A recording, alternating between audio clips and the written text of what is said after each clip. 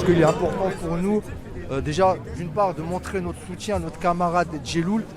qui est un camarade, un syndicaliste qui est en lutte directe avec l'extrême droite, avec le fascisme. Mais c'est tous les jours, hein, c'est pas sporadique, mais c'est une lutte continue depuis plusieurs années. Et la lutte de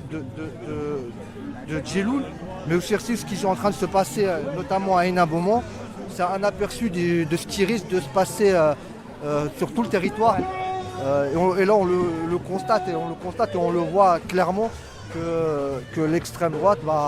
son ennemi principal, déjà, c'est les syndicalistes. En 2017, quand j'avais écrit les Nouvelles du Front, donc à la base pour témoigner de ce que c'était que de vivre, d'être élu dans une ville Rassemblement National, c'était le cas depuis 3 ans en 2017, j'avais commencé à enquêter en me disant c'est quoi d'être journaliste, c'est quoi d'avoir une asso, c'est quoi d'être syndicaliste, c'est quoi d'être employé municipal. Et j'avais découvert, autant il y a des choses que je savais que j'allais raconter, autant dans l'enquête, ce que j'avais appris sur les agents municipaux que je connaissais moins parce que j'avais pas été élue dans le mandat d'avant, donc j'avais pas de lien particulier, j'avais été hyper choquée. Et surtout, les gens qui venaient pleurer dans ma cuisine, dont je racontais des histoires, dont certains ont gagné en justice entre-temps.